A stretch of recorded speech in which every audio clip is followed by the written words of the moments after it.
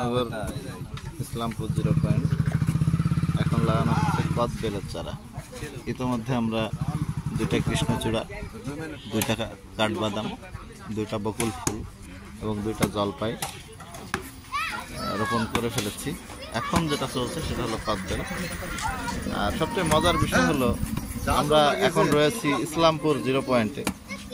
এখানের মানুষের উৎসাহ দেখলে গাছ লাগানোর ইচ্ছাটা আরো বেড়ে যায়। দেখেন, আমরা এসেছিলাম গাছ লাগাবো আমরা, কিন্তু এখানকার মানুষই বেশি আন্তরিক। এই যে ভাইটার নাম আমি জানি না, কিন্তু উনি ক্ষমতাটা নিয়ে কাজ শুরু করে দিচ্ছে, হচ্ছে আমার দেন।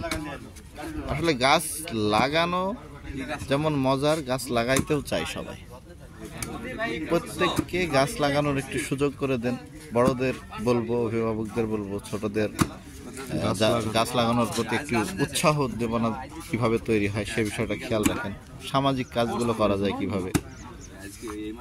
তো আসুন, সর্বশেষ গাছ যেহেতু শুধু মানুষের জন্যই নয়, পশু পাখি পরিবেশ রক্ষার্থে গাছের ভূমিকা অপরিসীম। গাছ, এক কথায় গাছ আমাদের বন্ধু। আসুন গাছ লাগাই, গাছের পরিচর্যা করি। এবং জলবায়ু পরিবর্তনে আপনারা জানেন যে আমাদের চৈত্র মাসে প্রকোপ তাপ তৈরি হয়। এই তাপ থেকে রক্ষা পেতে তারপরে গাছ থাকলে বৃষ্টিগুলো বেশি হয়। অনেক সময় এলাকায় খরা, কোনো দিকে পানি নাই, হাহাকার, টিউবওয়েলের পানি পর্যন্ত নেমে যায়। আপনি খেয়াল করেছেন কিনা, একজন মুরব্বী কিন্তু ঠিক তার নিজ দায়িত্বে, কেউ তাকে বলেনি, উনি কিন্তু 1 মগ পানি নিয়ে এসে আগেই দিয়ে দিচ্ছে। কারণ এই জায়গাটা একটু শক্ত, মাটিগুলো। সর্বশেষ সবাইকে অনুরোধ করব, বারবার অনুরোধ করব এবং বলবো যে আসুন আমরা একটু দুটি করে হলেও গাছ লাগাই। গাছ আমাদের বন্ধু। দায়িত্ব তো আমাদের।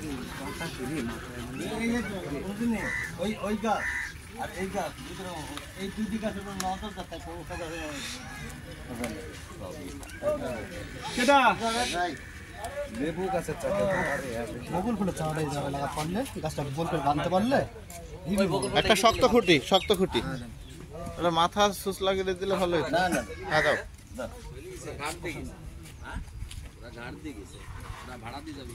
বড় ভাইয়ের নাম কি? আমার নাম মনিরুজ্জামান।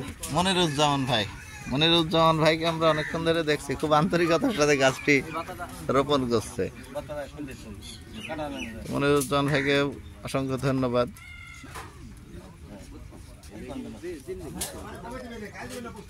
দাঁড়াও, আমি আসি। কাল্লা যাবে, আসুন, বাড়ির থেকে আসবেন। হ্যাঁ, তাড়াতাড়ি যান।